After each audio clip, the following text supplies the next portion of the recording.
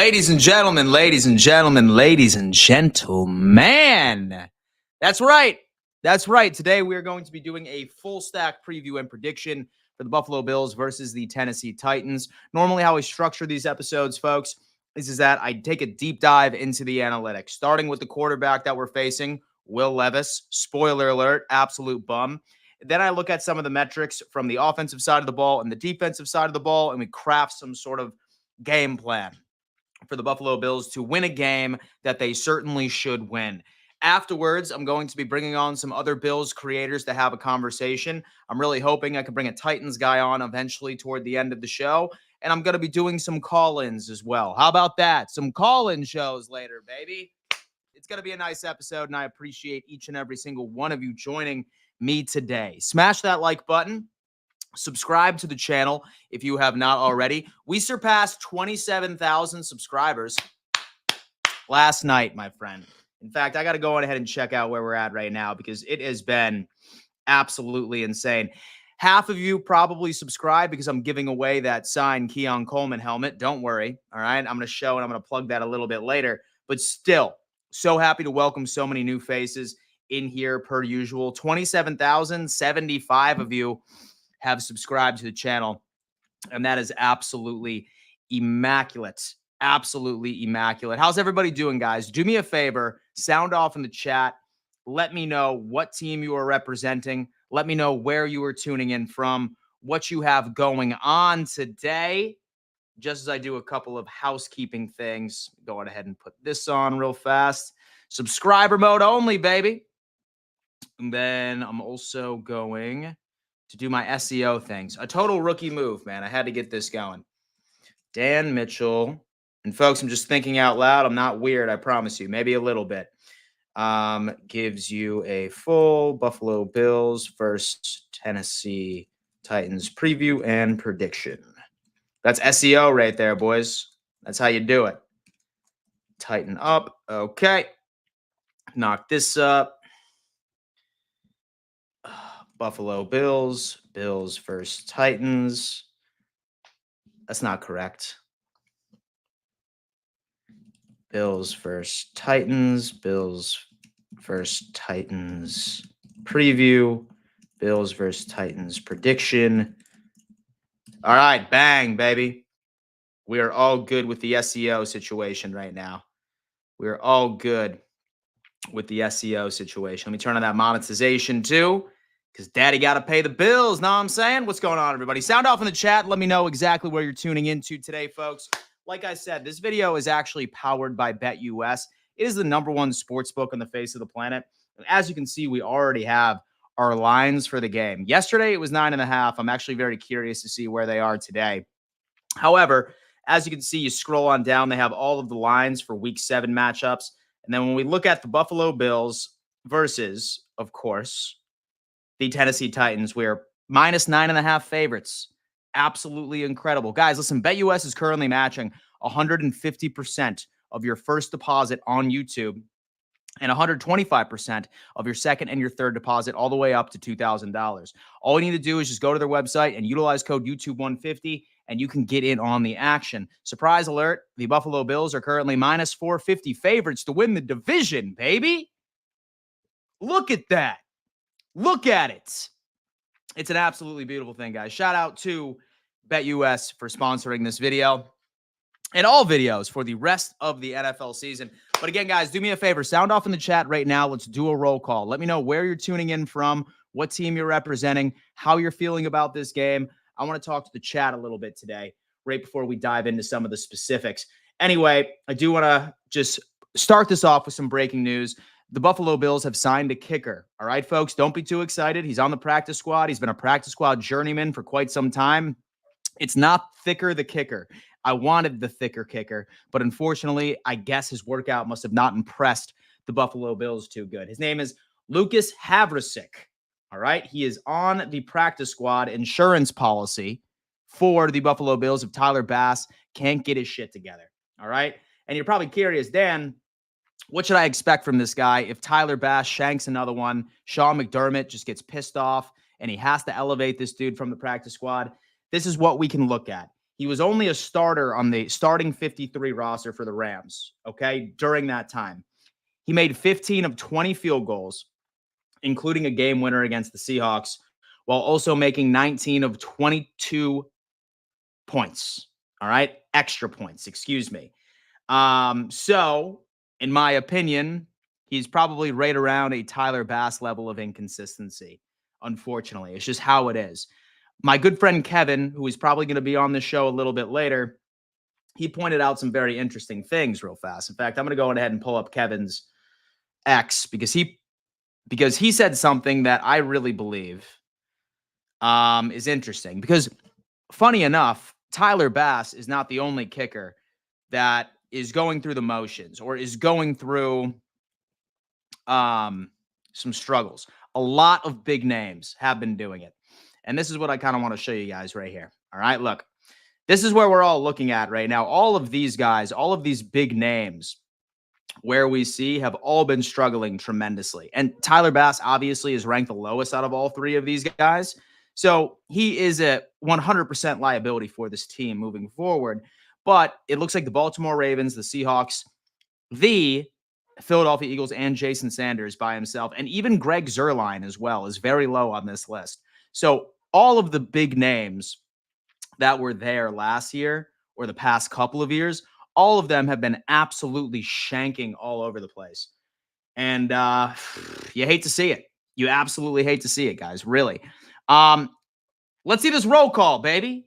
Let's see this roll call. We have Go Bills from Geneva, New York. Folks, sound off in the chat right now. Let me know where you're tuning in from. Roll call. Want to talk to the chat, and then we're going to dive into some of the specifics of what we need to discuss. Flick Shorts is coming in. Dan, y'all still losing week 9. All right, man. Listen, we got our Dolphins fans in here really trying to manifest a victory at home in Buffalo, although they haven't won a game in Buffalo since 2018. It's nice to keep talking about winning our division. So when does this finally translate to a Super Bowl championship? Shaking my head. One game at a time, Darnell.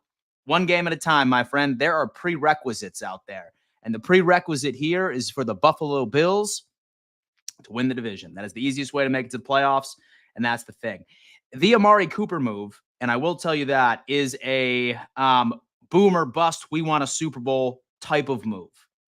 I haven't seen a midseason trade like this in a long time because we know that Diggs was done during the offseason, as we knew.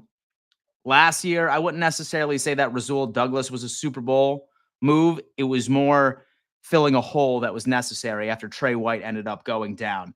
However, I have not seen a more we are done fucking around.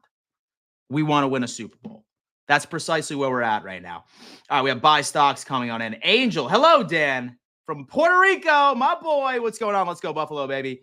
Great work as always. I appreciate that, man. Thank you so much. Matthew, fan my whole life from Hornell, New York. Now live in Richmond, Virginia. Absolutely crazy. Magnet footballs.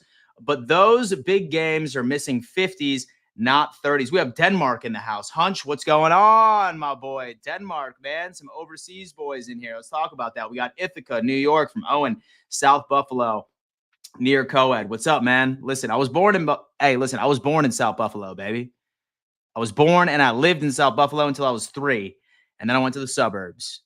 And then I went to Hamburg, New York. And now I'm in Florida. And I might be moving to Charleston, South Carolina soon. I don't know. It's like a 75% chance. Clarksville, Tennessee. What's going on? Go Bills from North Tonawanda, New York. Local Mafia for the win. Bills Mafia from Philadelphia. My boy Morris is in the chat. What is going on, my guy?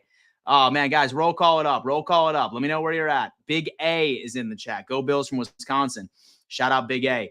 Aiden Rigglesworth. My boy, Ohio, man. Rochester. We have Columbus, Ohio. Keaton Talk Sports is in the chat, guys. Man, this is an absolutely beautiful thing. We have Port Charlotte, Florida. We have Dirty Jersey from Colorado Springs, baby. That's what I like to see right over here. Albion, New York. We have Pepe. He is rocking it out in Vegas right now. That's my dude. No bones about it is in the chat as well. B needs the trade for a safety. Well, Mr. Jamal Adams has been released. I'm just kidding. I do not want Jamal Adams. I would much rather Budda Baker. That's just kind of how it is. That's just how it is. We have Athens, Georgia in the house. What's going on, man? Dan, you need to stop moving. Hey, man, I'm a gypsy. You already know it, baby. South Buffalo, go Bills. Go Bills from Utah. My boy Henry's in the chat. The 518. Petey, what's going on, my guy? Hope all is well. Bills 4-2 with kicking difficulty. The glass is more half full. That's what I'm saying. One Bills drive, Orchard Park, New York. Khalil Shakir in the chat. My boy, make it happen. That's my dude. Baker is too much money. Maybe Andre Cisco. I'll tell you what, man. Listen, we're going to start unpacking some things. I might even make a stream a little bit later today about like some other moves that Brandon Beane could make closer to the trade deadline. But we have to keep it business right now, folks. We got to keep business. Have to talk about a couple of things. Charleston, South Carolina is beautiful. It is gorgeous. It is it's right by my family, but at the same time, it's far enough away from my family. You know what I'm saying? Like, it's the perfect distance, right? It's about 2 hours away from my family. It's close enough to where I can go visit them, but it's far enough away to where, like, I don't need to be going to everything that they do. You know what I mean? I'm a homebody. I'm a homebody, baby. I don't like having people make plans for me. You know what I mean? I would much rather be home working and staying in my routine. Get Jason Pinnock from the Giants. He's not amazing, but he's serviceable. BNR in Buffalo. That's my guy. Derek, dude. Norfolk, Virginia. What's going on? Go Bills from Kansas. Corey Sampson's in the chat. Until this task can get someone to show up, this run game Bills is in trouble.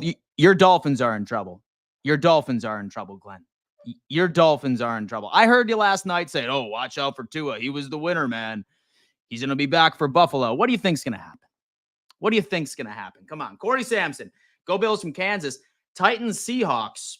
Dolphins and Colts coming up. 8-2 going into the Kansas City game. That would be ideal.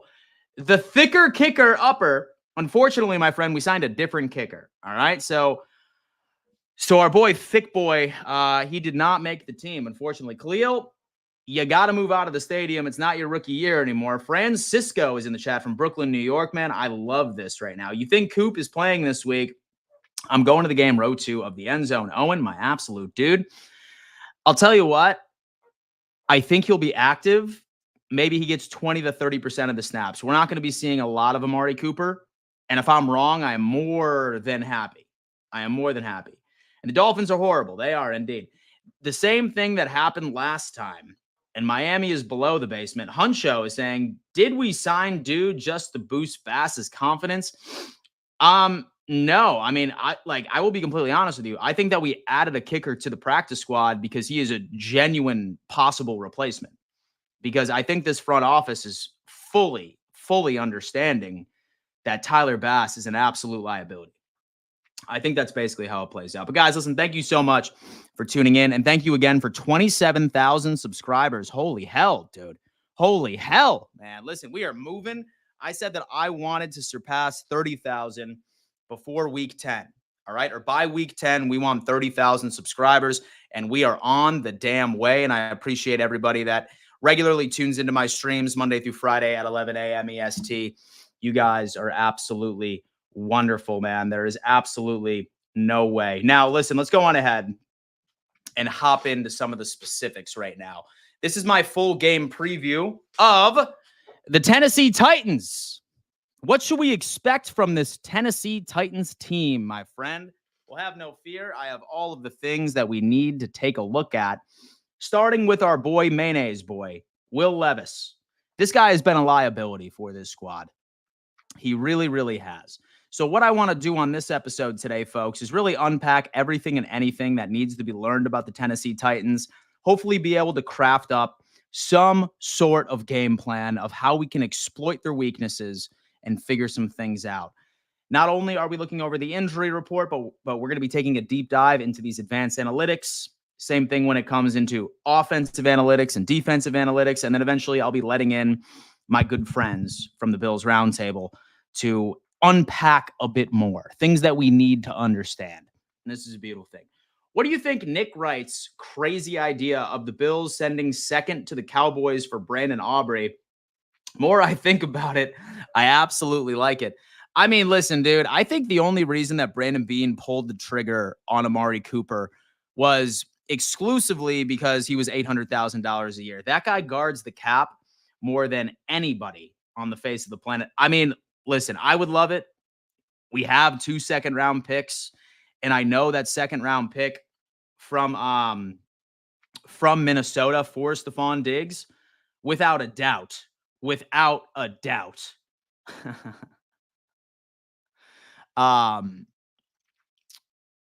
is not as attractive as it should have been, right? Because we all thought that they were going to be basement dwellers, and then here they are at 5-0.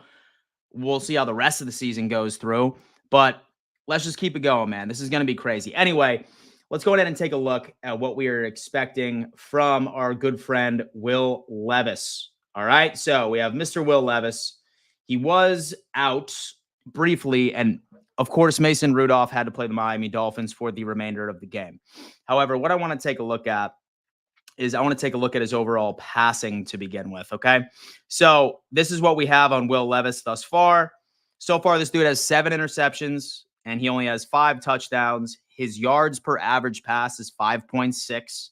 All right, so he's really not stretching the field or anything like that. And it makes sense because look at the receivers that he has, right? Has Tyler Boyd, who is a wonderful slot player, might be past his prime, still has DeAndre Hopkins, still has Calvin Ridley. I think he's really trying to utilize their ability to create yards after the catch, but hasn't necessarily been working out, probably because he has a propensity to turn the ball over from this point. 706 yards. He only threw 25 yards against Miami, but this was the game in which he got hurt, and about 102 against Indiana.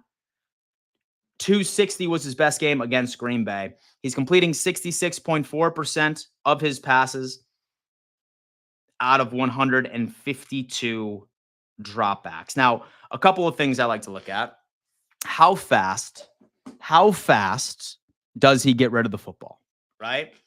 Because I think one of the pristine matchups is the Tennessee Titans offensive line versus the Buffalo Bills defensive line. And last year, the Titans had to be one of the worst offensive lines in the history of the game. But they did make some adjustments. They did end up making some moves. While I'm not saying it's top 10, it's not even in the top half of the league. It's still bad, but it is improved. When you look at this, he is taking about 2.78 seconds to throw the football and get it away. His worst game was about 3 seconds, and that was against the New York Jets. Right over there. 3 seconds for the New York Jets, where he was sacked 4 times. He was sacked 8 times versus the Green Bay Packers, who also have a stellar pass rush, something to look out. However, we take a look at this so far. He has been sacked 15 times already this year. Was not sacked at all against Indianapolis, but remember that DeForest Buckner was not playing that game. So far, dude's been sacked 15 times. He holds onto the ball, I would say, relatively long, about 2.78 seconds. So this fool can certainly get sacked. It's just how it works out. It's how it works out. Now, since we're on the defensive line for the Buffalo Bills, right? How does Will Levis perform under pressure? Because that's going to be the biggest question we have to ask ourselves here. What kind of pressure does he subject himself to? Where is he the shittiest quarterback? Is it organic pressure? Blitzes, perhaps? Let's take a look. And I'll tell you what, guys, 257 of you in the chat right now, 171 of you on YouTube, 85 of you on X, and 1 of you on Twitch. Do me a favor, guys. Smash that like button. It helps propel this stream out to the YouTube algorithm. And subscribe to the channel. Thank you so much for 27,000 subscribers. I love you guys. Like I said, goal is 30,000 before week 10. Make it happen, guys. Subscribe and turn on those bell notifications. Let's reach that milestone together. But anyway, Will Levis, not a good season for the young man. Not a good season for the Mayo boy, if you will. Now, when he's kept clean, folks, when he is kept clean, we have our guy right here, man. He is completing 70.8% of his passes. He's completing 63 out of 89 of his attempts. This is virtually the same for anybody, any quarterback in the NFL. Unless, of course, you're Trevor Lawrence, who is just absolute ass regardless of what he is experiencing. However, when he's kept clean, his dropbacks like 3.1, right? Sacked only once when he was kept clean. Vast majority of these things happen, meaning that was his fault moving through with it. But under pressure is different, all right? When he is pressured, he is completing 55.6% of his passes. He's completing 20 of 36 of his attempts, meaning that he has been pressured 36 times so far this season. It is certainly not the worst I have seen, but it is not good. Make no mistake. When blitzed, he's completing 17 passes out of his 30 attempts, meaning he has been blitzed 30 times, and he is completing 56.7% of his passes. Now, one of the beautiful things about this is that normally I would be afraid to blitz a quarterback that has a wide receiver room like the Tennessee Titans. And I understand that they are relics of the past. And I understand that it's Calvin Ridley. I understand, of course, that it's DeAndre Hopkins, that it's Tyler Boyd. But I feel like I would have been a hell of a lot more excited about this wide receiver room. Say, for example, it was 2020 or it was 2019. All right. So while he has all of these weapons ready to go, right, he's not succeeding. So normally, if I were to see that wide receiver room back in 2019, I would say, hold up. Let's not dial up as many blitzes. Let's not take more people out of coverage if we could. But now that we have practically a full bill of health walking into Tennessee, and we're going to be taking a look at this Bills injury report a little later. I mean, you're damn right. Dial up some Dorian Williams blitzes. Dial up some DB blitzes from Rasul Douglas or Christian Benford or Taron Johnson even. Get this going, man. Blitz this guy. Some organic pressure. Dial up some blitzes. He has a propensity of screwing up. He does. He's still young. Blitz, pressure, go absolutely ham. Bobby Babich better put together an absolute clinic on pass rush, especially since Ed Oliver should be back. I cannot wait. I cannot wait for our guy, Von Miller, to be back as well. Let's just make this happen. But anyway, now it's passing concepts, boys. Now it's passing concepts. How is he like in play action? How is he like in non-play action? How many attempts does he have in the first place? Let's see what's going on. Play action. Let's take a look. He's completing 73.5% of his passes out of only 34 attempts. All right, so something to think about. I'd say around average attempts in play action. No play action. He's completing 63.7% of his passes, 58 for 91. The screen game, where he has only had 24 attempts all season. All right. It's not a low amount, but it's damn near close. So, like, we're not going to be seeing a lot of screens per se. And if we are going to see some screens, it's more than like going to be from Tony Pollard in the first place. So this is a good idea of what we can expect based off of their behavior so far with their brand new head coach and their quarterback with Will Levis. Now, I do want to ask the chat, all right, what is your game plan for Will Levis? What is a Buffalo Bills defensive key against Will Levis? I really, really want to hear what you guys are saying. So sound off in the chat and let me know your thoughts. I hope Bass is released. We're seeing a lot of people saying that Bass is probably going to be released.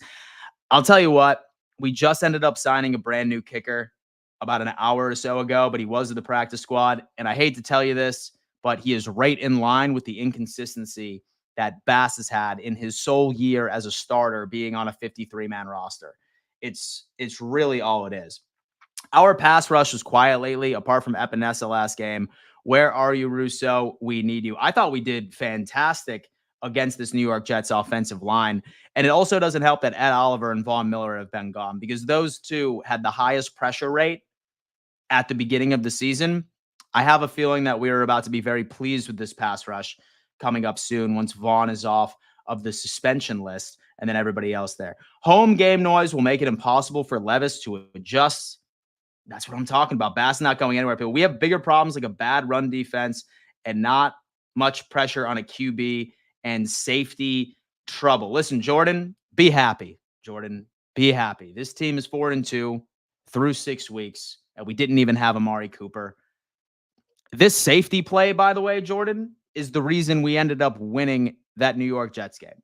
If it was not for Taylor Rapp, we would not have won that game. He probably saved us 14 points from the New York Jets. Number one, from stopping Breece Hall from walking it into the end zone. And number two, that massive hit that he laid on Garrett Wilson in the end zone. If it wasn't for Taylor Rapp, that dude, like, we would have lost that game. It's just how it is. So I genuinely don't see what we mean by safety problems as long as Rap stays healthy. If depth is a concern, then absolutely. This safety play goes significantly downhill once Rap is out there. Maybe eventually we'll see Mike Edwards out in his place, but for the most part, it's just kind of how it is. Rap is a monster. Let's talk about that. Pepe is coming on in saying it is Rap. Bill signed a kicker today. We did, Videsh. We did, Videsh. In fact, this is who we signed. And spoiler alert, he is probably just as good or worse than Tyler Bass. And there is a reason why he is a practice squad journeyman, folks. His name is Lucas Havrasik. Onto the practice squad. And just to give you an idea, the only season that he genuinely started was with the LA Rams in the 2023 season. He went 15 for 20 out of field goals and 19 of 22 for extra points. All right. So probably not our ideal candidate, but Bass is still our kicker. It's just how it is.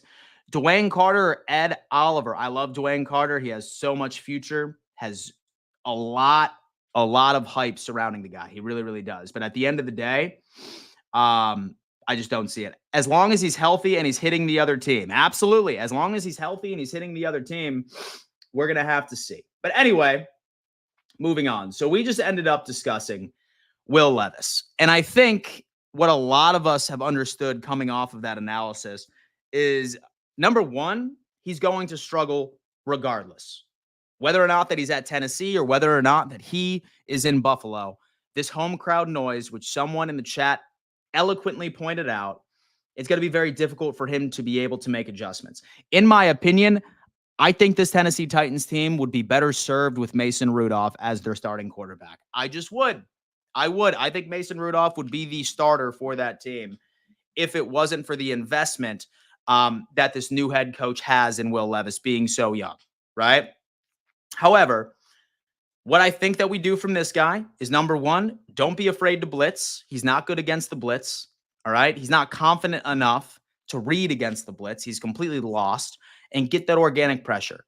Ed Oliver, he's that dude. Let's make it happen. And don't worry, we're going to be unpacking the offensive line here for the Tennessee Titans here just shortly. But I think I want a good understanding of what this offense looks like as we move along.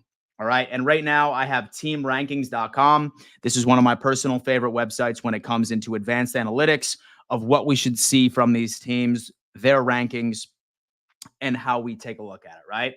So overall statistics for the Tennessee offense. All right. Only 19.2 points per game, 253.2 yards per game. That is second worst in the league, folks. So this offense is not scoring points. Well, points per play is at number 18. Yards per play is only 4.4. That is 30. Third down conversion, one of the worst in the league at 29.31. Fourth down conversion at 50%. Red zone scoring, semi-decent. All right. Not quite top 10, but they are completing 61 or close to 62% of the red zone trips. So something to be concerned about, especially since this Buffalo Bills team has largely proven to be a bend but not break sort of like D so far this year. However, if this defense can go out and make the adjustments like we typically do, don't let them take advantage of early downs, first and second, then I think that we will be okay. Rushing statistics, let's take a look. As you guys know, this Tennessee Titans team has been in a post-Derrick Henry era. It's now the Tony Pollard show over there. And I'll tell you what, it has not been ideal. Yards per rush, 4.4. That's number 17. Have 26.6 rush attempts. So they're really not running the ball that much. Maybe it's because teams are just blowing them out. Maybe that's the case. Rush yards per game, 118.2. That's about midway through the pack. And one rushing touchdown per game. So we're getting into the end zone from there. Now, this is where it gets ugly. This is where it gets absolutely ugly for the Tennessee Titans, and that is their passing game. And this obviously equates into what Will Levis is doing. All right. So the completion percentage is 64.79. Yards per pass is 5.5. He's not stretching the field at all, folks. He is not stretching the field at all. He's taking everything underneath. Luckily, when it comes into the Buffalo Bills secondary and linebackers, thank God Bernard is back. Thank God Dorian Williams is back. Wonderful in pass coverage. Taron Johnson is back. Wonderful in pass coverage. So that's ideal. Not passing the ball too much, so they are going to be a run-first team, although that they don't really succeed much in the run game. And then pass yards per game, only 135. That is second worst in the league. And interceptions thrown, 32nd. 32nd in a row, dude. 32nd in a row. So something to take a look at from here. Going into it, let's take a look at this overall Tennessee Titans PFF. Let's take a look at their overall lineup, because I think you guys are going to be interested in this too. Have the Tennessee Titans right here. Okay. This is their offense. And then I'll go on ahead and then I will also end up putting the Buffalo Bills defense against them, so we have a better understanding. The Buffalo Bills typically run nickel, but we'll just imagine that Taron Johnson is out there and he'll be covering Boyd at this point. So this is what we have right here. We have J.C. Latham, left tackle of the Tennessee Titans, newly drafted. Have Cushenberry, the center, who is an absolute liability. And then you also have Watson, the right tackle, who has been struggling tremendously. All right. He is the weak link. He is the weak link of this offensive line that needs to be taken care of. Guards are mid, and so I would say. So something to consider. Something to consider. We have Leroy Watson right now, and this is the dude. His offensive grade is 39.4. His pass blocking is 46.6. His run blocking is 49.9, folks. All right, so something to think about. He has had an absolutely horrible year, and guess who he is matched up with? He is matched up with Gregory Rousseau. So something to point out right now. We have Ed Oliver.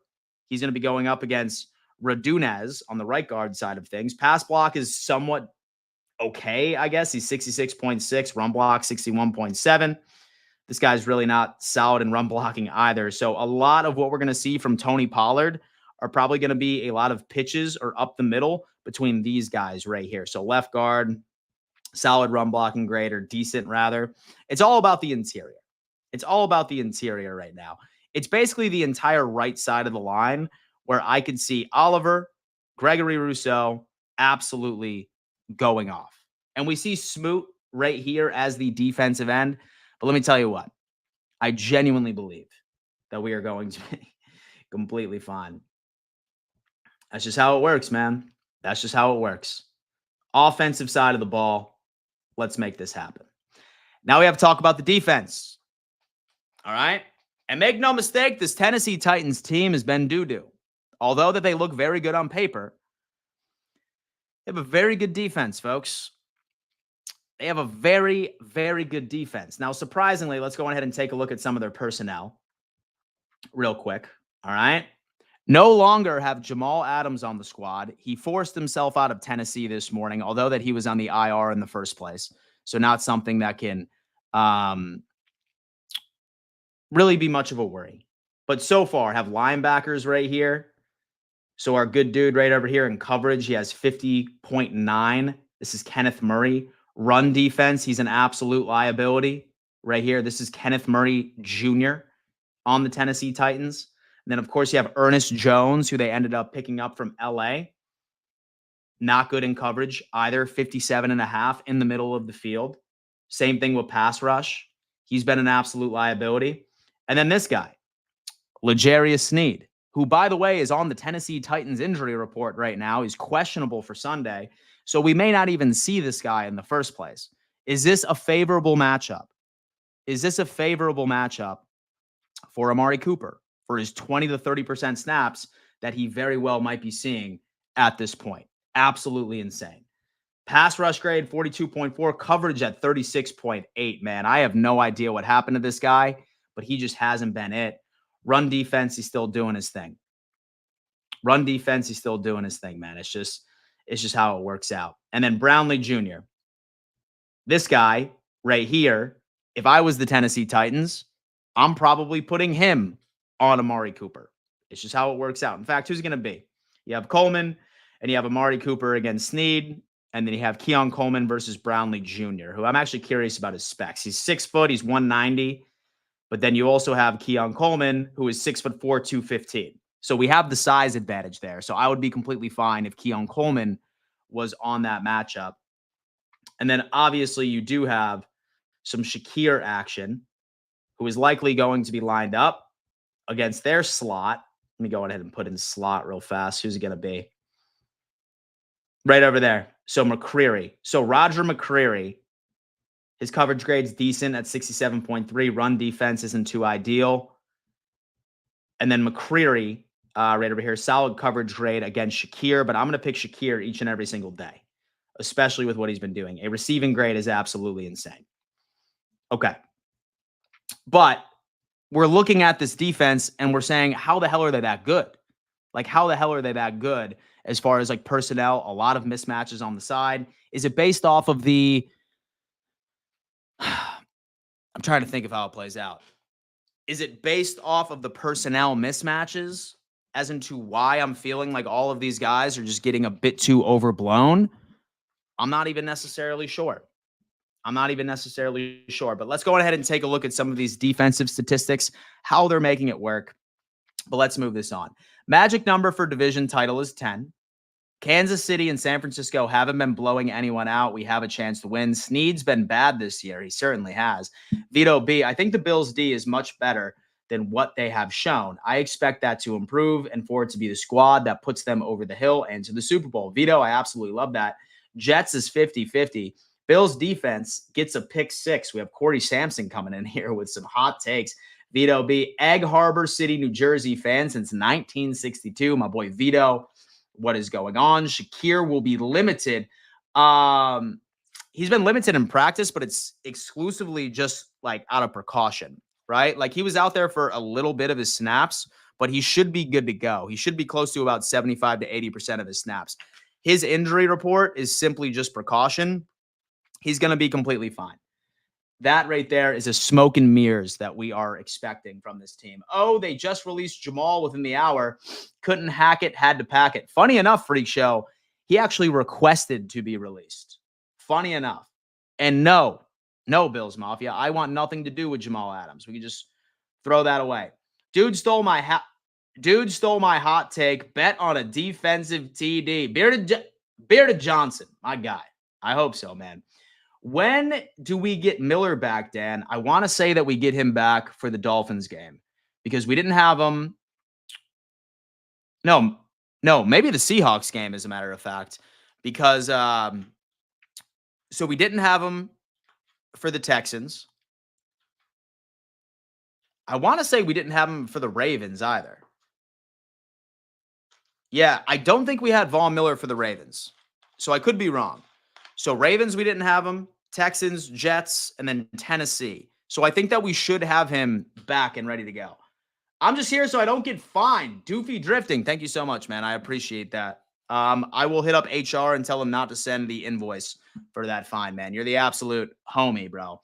Seahawks. Yeah, most definitely. He should be back by the Seahawks game and the Miami game. We didn't have him. I'm pretty sure we had him for the Miami game. We just didn't have him for the Ravens game. I wanted to say, Rich, nice. Absolutely, man. Shout out Doofy Drifting, my guy coming in here. 170 of you on YouTube, folks, and 108 of you on X. Guys, do me a favor. Smash that like button right now. We have to be over 200 like buttons before the end of this stream. I know that we can do it. It's the easiest way to support what I'm doing over here. Hit that thumbs up sign, subscribe, and turn on bell notifications. We have quite a few things to discuss. I'm going to be letting on a couple of guys here momentarily. And actually, I got to go ahead and hit up my Bills Roundtable guys, see if they want to make it happen. I'm going ahead. I'm going to hit up Bills Roundtable. Let's talk about it. Let's talk about it, baby. I'm hitting up that StreamYard link right now, and hopefully my guys can get on in here eventually after we walk through some of these defensive stats that a lot of us I know want to talk about for the most part. Yards per game for the Tennessee Titans, folks, 248.8. That's total. That is passing. That is rushing. They are first in the league first in the league, folks. Yards per play, only 4.3. Third down conversion, 31.82. That is fifth in the league. And red zone scoring, they are very good. Only 40% of the league. However, one thing I do want to do is point out and take a look at the quality of competition that they have been playing thus far. Let's take a look at this Tennessee Titans team. All right. So far, this team has played the Chicago Bears, which was a game where Caleb Williams didn't score a single offensive touchdown. It was all defensive points. Not a single offensive touchdown was scored in this game. His first game as a rookie. So something to consider. The Jets offense has been inept, as many of you guys know. While they had Nathaniel Hackett calling plays, Robert Saleh, this team was on pace, all right, for the exact same amount of offensive production as the 2023 Jets. So something to consider. The Green Bay Packers ended up doing relatively well against this team as well. Had Malik Willis 13 for 19. And of course, Malik Willis ended up going 6 carries, 73 yards, 1 touchdown. So he ran all over them. And then Watson only had 67 at the end of the day. So what does this tell us, folks? I'm leading you into what I'm thinking this game plan is for the Buffalo Bills versus this Tennessee Titans team. What is one thing they struggle with tremendously? I'm going to tell you what it is. They can't defend running quarterbacks. And I'm not sure about you guys, but if you were paying attention during the New York Jets game, it seems like Josh Allen is at a full bill of health. It's just how it works out. So the Green Bay Packers ended up beating them with a running QB. Is this a Josh Allen superhero game? I genuinely believe it is. Then, of course, we have the Titans and the Dolphins, and we all know that this Dolphins team has been absolutely inept, like offensively. And then also the Indianapolis Colts, where you had Joe Flacco, went 22 for 38, 189, 2 touchdowns and 1 pick. You had Goodson went for 51 yards on the ground, and Josh Downs, 7 receptions, 66 yards after the case. Still ended up winning the game.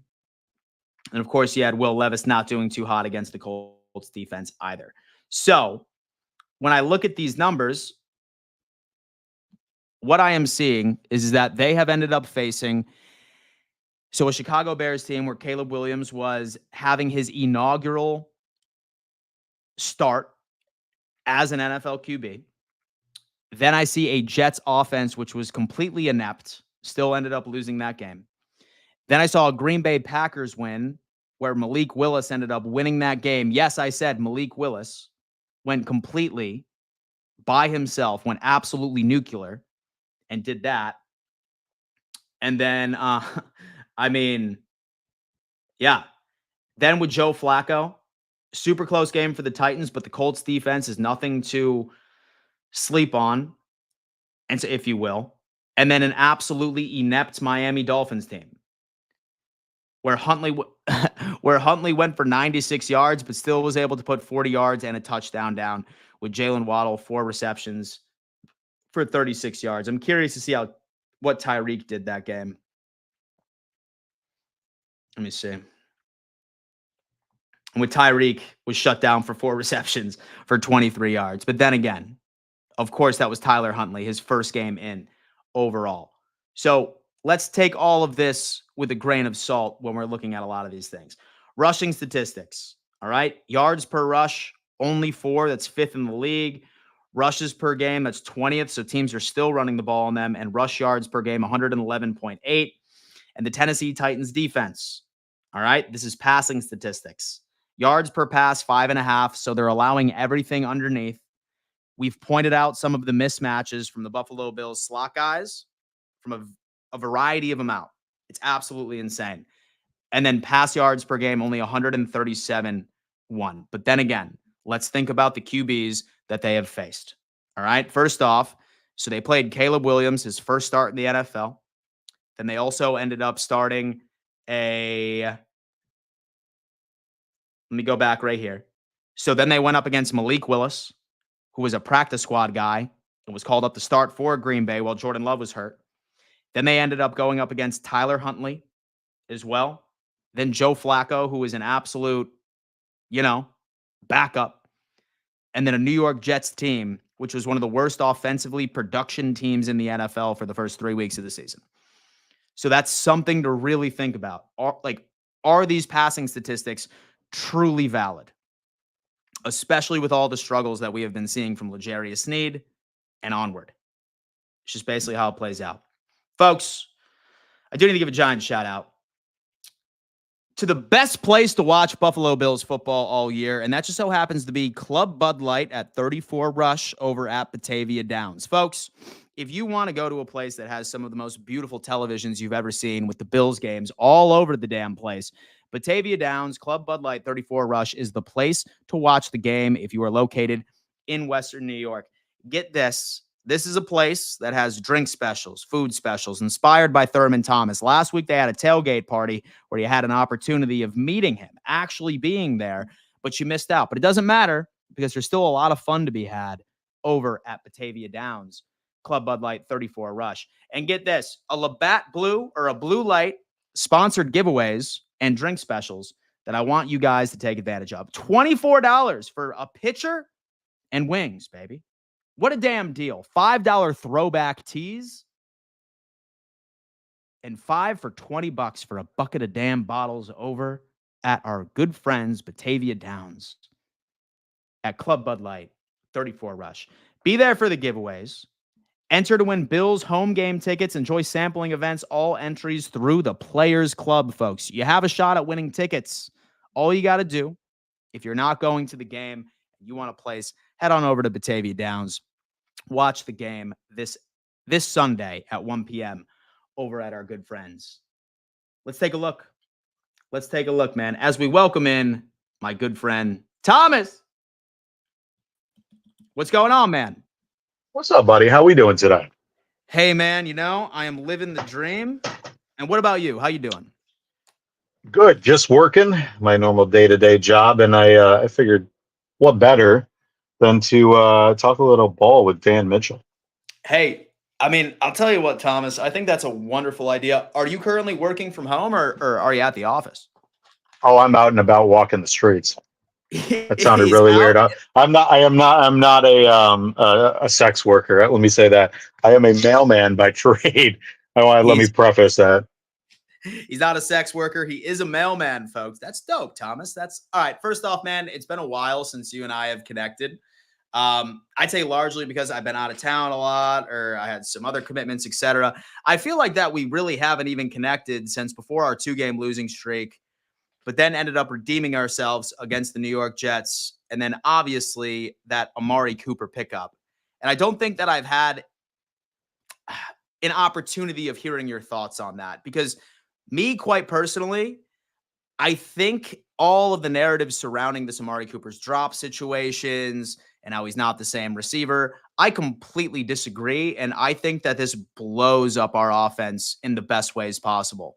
Thoughts on the acquisition? What does this mean for the Buffalo Bills?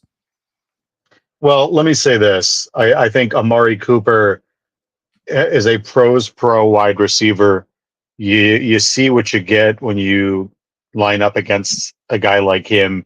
He is a nuanced route runner.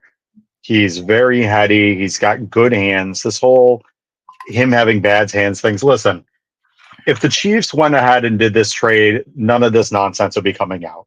Of course. It's just specifically with the Buffalo Bills. They're trying to, there's some drivel that they like to, add in when it comes to a Bills player, having any deficiencies. At the end of the day, he has been a very good receiver for a very long time, playing with below average quarterbacks outside of Dak.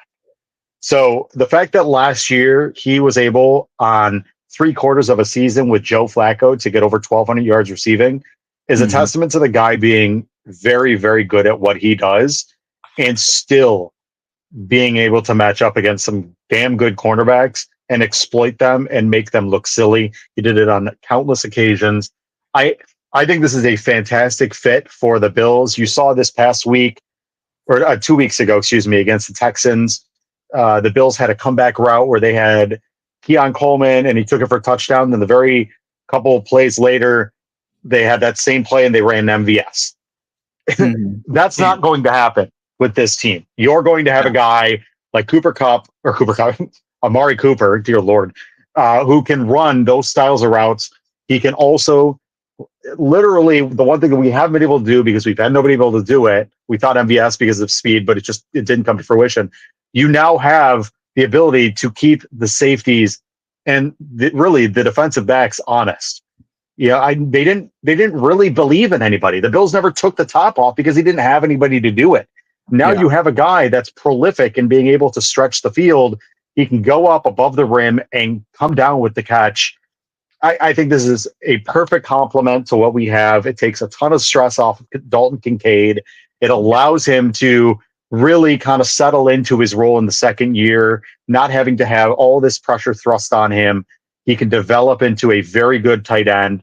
And it also allows a guy like Khalil Shakir to work the middle of the field where there's going to be more spacing now because of the fact that they have to. I mean, you have Amari Cooper with Josh Allen. You have to respect it. Amari Cooper can absolutely destroy a secondary. You have to respect that. So now it opens up so much of the game. It opens up the running game more because the play action is actually there, right? Like Josh Allen is one of the best in the top 6 in the NFL over the past 5 years when it comes to play action passes. Now you can do that because you have somebody to throw it too deep. Teams didn't believe you were going to throw it. Nobody believed you were going to. It wasn't connecting with MVS. Coleman is not that guy just yet. Who else was going to be the guy? Nobody. Now you have that. Now you can trust the play action. That opens up the running game, which in effect also opens up the play action. This is a great element to the Bills offense. And the other part about it is it just gives Josh another person that he can add into the offense. And we've said it time and again, when Josh has weapons, it makes the offense hum. He's more respected. He feels more comfortable. And quite frankly, a lot of the guys that he's been throwing to the past couple of weeks, he didn't trust because they kept dropping the ball or they run the wrong route. You're not going to get that with Amari Cooper. He's going to be where he needs to be. Obviously, it might take a week or two to get fully assimilated into the offense, but I think it's great. I think it's a good move for the Bills, and I think it was a much needed added part to this offense. So like you alluded to as well, I love so first off, I know like I'm really only predicting that he's going to get 20 to 30% of the snaps, if that, right? Even with how McDermott just ended up saying during his press conference yesterday that he wants to respect him and not put too much pressure on him immediately because he has 5 days to learn this playbook. But I do see him being out there in some sort of a capacity. But I feel like everyone is obsessed with the fact like, oh, this right here is veteran leadership that Keon can learn from. But I always take a step back and I'm like, look, like his role is going to fit a hell of a lot more for him because now when you have a wide receiver like Amari Cooper out on that field, this is really just going to go down the line of matchups. So now a Keon is not going to be facing their first or their second guy anymore. It's going to be more so their CB2. Same thing with Shakir. Same thing with Dalton Kincaid and Dawson Knox. It just opens up so much because can't stack the box against our run game, which has been incredible. Finally, we have an RB2 for the first time since the Clinton administration, which is ideal. And now they can't even run like strict man coverage with what we saw from the Texans, same thing we saw from the Baltimore Ravens. And the fact that Josh Allen is now fully healthy, which I think that we saw on full display against this New York Jets team, it's going to be a virtual nightmare for these defensive coordinators to plan against what we can do. And it's funny, all it took was just a true wide receiver one. I was in denial all offseason saying that I think we were good with the receiving core that we had. I still think we would have ended up winning the division. But now my expectations of how far they could potentially go in the playoffs with the receiver like this, that has proven to stay healthy, by the way. His shortest season, I believe, was like 15 games, which is ideal. He stays healthy, which is great. This is a sort of move where my expectations have now shifted to, all right, with Amari Cooper on this squad, it's AFC Championship for me. Like that's basement floor of my expectations. Yeah, I mean, realistically, this Bills team had all the potential to be a very successful group. It just came down to a couple of deficiencies that you kept running into. And I don't think, like a lot of people are pointing at Brandon Beane saying it was malpractice for not getting what he could into this offense.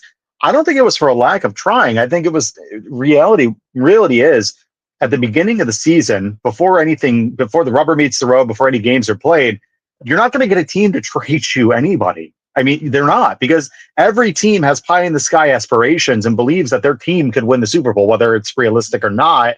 They have to sell that to the fan base, right? Like, and the ownership team is going to sit there and say, well, you're not going to trade our not like the Browns, right? And Jimmy Haslam, the owner of the Browns, is not going to sit there and say, well, yeah, of course, trade Amari Cooper. He's trying to sell tickets.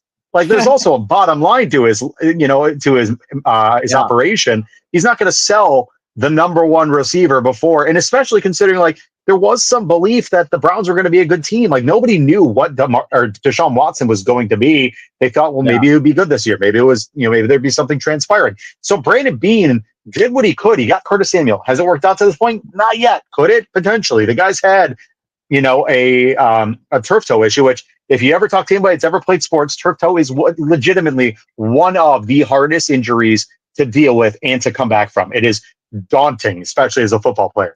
So, I mean, he's tried, he added pieces, he, maybe not that number one receiver, but in all reality, who was out here this offseason? What number one receiver was floating around for the Bills to go and scoop them up? Calvin Ridley? I'm not paying Calvin Ridley at 30 years old what he was going to ask to come in here, especially with his deficiencies that he's got. I'm fine. No, thank you. Like, the options were not really limitless. So he did what he could. He got what he had. He went ahead, got Keon Coleman, which I think was a nice piece. I think he's going to fit. Did Keon blossom just yet? No, but that's okay. I think they got to the point where they were. They said, Brandon Beane, which he does, he always looks to see what's in the, in the marketplace and always keeps his ear to the road and says, hey, if something comes available, let me know. I'm always, Brandon Beane is notorious for being a wheeler and dealer. And it did. And it came up. And when it first option was available, he was in on the Devontae Adams. He was in on the Amari Cooper. He's been on a bunch of them. I don't think it was for a lack of effort or a lack of trying. I think it was a lack of availability that Brandon Beane didn't get what he could. And the other side to this coin is, folks, we're supposed to be a retooling, rebuilding year. We ate a shit ton of dead cap money from Stephon Diggs, who, I mean, what does it tell you that they brought in a number one after jettisoning another number one and eating a ton of money? Yeah, it was more that they wanted to get rid of such a headache and still eat dead cap money. I don't think it was for lack of not wanting one in the building. So I think now that you have this, I think my aspirations for this team are sky high, because I think based on what I've seen from Amari Cooper, from everywhere he's gone, from Oakland to Dallas to Cleveland, the guy's been very successful. He's been very good. He does a great job at being the number one receiver. And the other thing about it is, man, and listen, hate me, whatever, however, Josh Allen doesn't have to deal with some prima donna dude. Like, Amari Cooper ain't that guy. He just shows up, straps on his boots and goes to work. And like, there's something to be said for a dude that you can just depend on, that doesn't talk. It just does what they're supposed to do. And that's what Amari Cooper has been everywhere he's gone. Nick Chubb, who most people say is one of the most respected running backs in the game, came out and said that Amari Cooper was his best teammate he's ever had in any level of professional football. That tells you what you need to know. I think it was a great move. And yes, the next 5 games, I was the one that said, could the Bills be 6-0 after the stretch, when they started off 3-0? Maybe I was a little jaded. Maybe I didn't believe all the issues that they were presenting. I think now, honestly, in the next 5 games, I don't think there's any reason to believe the Bills can't be 8-3 at minimum, going into the bye week and going into going out of their bye week and going into a game against the 49ers. I think the Bills have all the ability to really stretch this thing. Yeah, no, I mean, honestly, as far as matchups are concerned, it's a dream. It's the Titans, it's the Seahawks, it's the Miami Dolphins, and I don't care if Tua is there. All right. I know that that's an automatic bye week for us. And then we end up shifting over to the Indianapolis Colts, where it seems like Steichen is just dead set on still riding with Anthony Richardson, although that Joe Flacco is clearly the better option for him over there.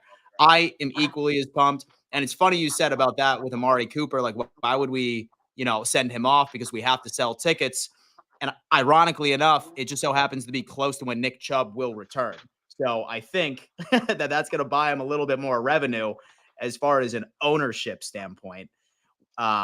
Sort of when it rolls into it. But I didn't ask you this about Amari. What are your thoughts on his utilization on Sunday? So is this going to be like sort of like an ease in, like 20-30%? Or do you think that we might be seeing him somewhat close to like 75, 80% of snaps. I mean, Amari said himself that it's definitely an uphill climb to come 5 days after a trade. But the one positive is Amari's never been a free agent. He's always been a trade candidate and a trade recipient. So he's done this before, and he's played in a multitude of different offenses. I believe this is the type of guy that could come in and make an impact. And the nice thing is, in this offense, yes, is he probably going to end up being the number one? Probably, I would guess. He's kind of got that gravitas to him, but I don't think he has to be. And it just, the reality is, they kind of, when you talk about football and you bring somebody in, or a player might not play because they're half injured, and you're like, oh, well, they can be, they can kind of just be a distraction for the defense. At least they're out there. Amari Cooper has that legitimacy to him. Like, if he's on the field, you don't know. And at the end of the day, it doesn't take Amari Cooper a lot. It doesn't really, you're not asking a ton to run a 9 route, right? Like, if you're asking him to just say, like, just go and try to beat your coverage, and if Josh sees him, he'll chuck it up there. Amari can handle that. So, I mean, if you're talking 30, 40% of the snaps, I could see that. Absolutely. Could they feel in a week they could get him up to speed and get him in there? I mean, I'm not taking anything off. I would be very, very surprised if he starts getting into the 60, 70% of snaps, just because thus far, they've been successful with what they have. There's no reason to rock the boat against a Titans team that Josh Allen, I mean, their secondary is good. I'm not going to discredit the Titans. They have the number one ranked secondary presently, but Josh Allen is a beast. And Will Levis is dog shit, if we're being completely honest. Oh, yeah. So, and against Rasul Douglas, Christian Benford, I think Terrell Bernard should be. I wouldn't be surprised if he comes down with a pick or two, because Will Levis likes to make dumb decisions. I don't think they have to press and get Amari Cooper, deeply into this playbook so quickly. They've got time to get him in, and it's a perfect time. I think that's the other part why Brandon Beane, and if you listen to Sean McDermott, it's nice they did a couple weeks before the bye week, before the trade deadline. It's also a good time for the Bills. They've got a bit of a cakewalk of a schedule coming up in the next couple weeks. Yeah. This is the perfect time to kind of get him in there and kind of work him into the system where you don't feel like you're forcing things and making Josh Allen have to stress. Mm-hmm. And see, it's funny too, because right before you ended up getting on, and so I was looking at some of these analytics, and like I've seen a lot of things coming out that the Tennessee Titans just so happen to have like one of the top ranked defenses in the NFL. And when I looked at their schedule, I was kind of looking back. I was like, okay, like how in the hell is this team so high up, particularly in like secondary metrics? Because right now they're currently leading the league in least amount of pass yards allowed, several categories, especially once you consider that L'Jarius Sneed is having a terrible season thus far, at least according to PFF. And I started taking a look at some of the QBs that they have faced off against. Number one was Caleb Williams during his first game as an NFL starter. Next up, it was Malik Willis as well. Next up, it was Tyler Huntley filling in for Tua for the Miami Dolphins. Then it was the Jets, which was statistically one of the worst offenses comparable to how they were playing in 2023 prior to that. And then a Joe Flacco-led Indianapolis Colts. So I see those matchups, and I can only assume that those numbers are significantly skewed. Thoughts on that? Is this Tennessee Titans defense overhyped, or is it something that we should be concerned about? And do you still have faith that our current receivers, since Amari is obviously not going to be utilized as much as we would like him based off of short notice, is this Tennessee Titans team defense overhyped? No, I don't think they're overhyped. I mean, they're still a solid unit from last year when you had pretty much, a roster that was set up for success. They've got good baseline pieces. I mean, Jeffrey Simmons is one of the best defensive tackles. He's on the injury report. That's something. He was limited. Yeah. We'll see what happens. But my guess is he's probably going to end up playing. Tavondre Sweat's had a nice start. Sebastian Dos-Sant's done really, really well. They've got some really nice pieces. And then in that secondary, it's a good group. Quandre Diggs coming out of Seattle has had, I don't want to say a renaissance. He's been good in Seattle. He's done really good. He's he's a top 10 ranked safety presently right now. L'Jarius Sneed is L'Jarius Sneed. He's done very well this year. I mean, they're good. They're a good group. I'm not going to kind of squander what they've done so far. The problem is they're at a disadvantage because again, Will Levis is not a good quarterback, and they let go their biggest offensive weapon in Derrick Henry. And I'm not saying, Tony Pollard's a very good running back, and Bills fans, with the fact that we've struggled against the run game, him and Tajay Spears, you really have to worry about those two. Tony Pollard has been very good. He looks great this past week. I would be very concerned about them running it down our throats, and I'm sure they're probably going to try to, after they saw what the Ravens did to us. They're probably going to try to replicate that. But Will Levis is the reason. He is constantly causing that team strife. It's 3 and out after 3 and out after 3 and out. And this. As Bills fans, we know this. Bad quarterback play will neutralize any good defense, because when your defense is playing back-to-back series off zero rest, it doesn't matter how good you are when you're gassed. You're not going to be efficient. You're not going to be able to cover corners or cover wide receivers, which is already hard enough as it is, especially in today's NFL with how fast and big they are. No, I'm not going to discredit them. And at the end of the day, nobody should, because you know what? In the NFL, and I'm going to go back to that old adage, any given Sunday, I've seen good Bills teams get the shit kicked out of them by bad NFL teams, and I've seen really good NFL teams get beaten by bad Bills teams. So when it comes down to it, you have to take every game and respect the matchup. And there's good things about this Titans team. Callahan is a question mark as a new coach. He's got 2 new play callers, both offensive and defensively.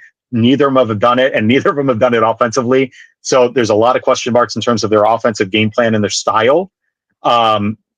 If Will Levis can work some magic against this Bills defense, which would be very stunning, because Sean McDermott has done well against first and second year quarterbacks, then God bless him. But I think they're going to have an uphill climb against Josh, who I think is starting to get into a rhythm. He's making good decisions, and I think Khalil Shakir should be a little bit healthier this week, which is going to be a struggle. Kev, what up, dude? What is the good word? What's a good word, Dan? What's up, Thomas? What's the topic of du jour? Talking about the Titans, looking at Tyler Bass, the most hated man in Buffalo. What's up? Yeah, man. Listen, we're going to cover a lot today, and I definitely appreciate you coming on. Guys, listen, both of their information is currently in my description. And Thomas, I still can't find your YouTube channel on YouTube. What is it, so I can put that in there? It's the Charge podcast? It is Charge Buffalo. So it's Charge Buffalo. Yep. Charge Buffalo. And for anybody listening, I haven't put any content out yet, because I am a new father. Not new father, second-time father of a baby girl from 4 weeks ago. So I'm just trying to get acclimated to the 2-kid lifestyle like Kev has already done. He's a master at this. I'm now getting accustomed to having 2 children under one roof. So haven't done anything yet, but that'll be coming very soon. It's more man-to-man defense. You can't run zone coverage any longer. That's all it comes down to. It's more man-to-man, and I absolutely love it. But guys, listen, both of these guys do a wonderful job as well. I have both of their channels linked in the description. Just go ahead and show them some love. Kev, all right, listen, me and Thomas were just talking about that this Tennessee Titans defense is ranked pretty high as far as like first and pass yards allowed. And then what Thomas is saying, that he still has respect for them. And then I was under the impression, based off of some of the matchups that they have had, like with Caleb Williams. Yeah, with Williams being his first start as an NFL starter, then Malik Willis, then of course Tyler Huntley, and then Aaron Rodgers back when Hackett was calling the plays, and then Joe Flacco. I'm under the impression that these numbers might be a tad skewed based off of the level of QB play that they have been going up against.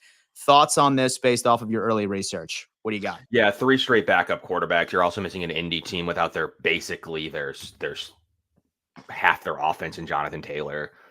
He's back, and his advanced metrics around Taylor are really good. The conflated stats all over the field when it comes to the Titans defense. It's not to say they're not good. Like, I definitely think that they have a really good talent. Their front seven's good. Their back is not great. Like, L'Jarius Sneed's one of the worst rated corners in the league. He's not covering anyone right now. He's grabby. You just got to attack him. I'm not sure what's happened there, but it's been an issue all season so far for L'Jarius Sneed. His coverage metrics are terrible. He's definitely having some issues, and that's against subpar talent. Like the Titans haven't played anybody, and to be 1-4 is laughable. Like they should definitely have a few more wins in there.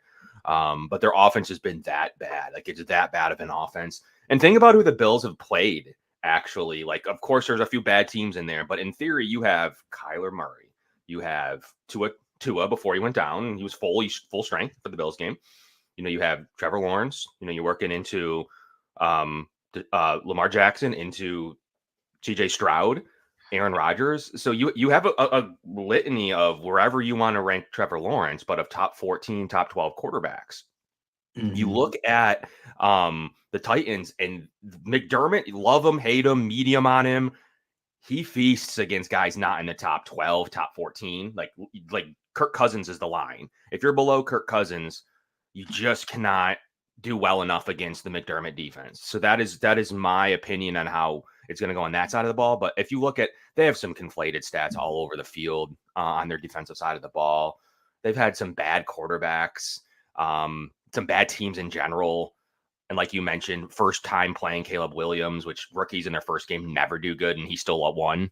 And then into, not yesterday or not Monday, Aaron Rodgers. So you're talking about a situation to where you had Hackett and he wasn't throwing the ball to Garrett Wilson a lot at that time. So they haven't really played anybody. And then now they go into stretch of like Allen, CJ Stroud, and the Detroit offense. So we'll see how those defensive metrics turn out in 3, 4, 5 weeks. They have a pretty soft schedule though out of the AFC South. And if they had any inkling of being able to attack somebody, 1-4 through that stretch is not good. Their offensive line is terrible on top of it. And they did a lot of time in there. And is this L'Jarius Sneed that you have up here? Yeah, it's Sneed right now. I have his grade, which it's been wild. I mean, so far, he's allowed like 9 receptions out of 21 targets. Definitely not the Kansas City Chiefs L'Jarius Sneed. But so here's my thing as well. Me and Thomas were also talking about Amari Cooper, which first off, I'm super psyched about. So is Thomas.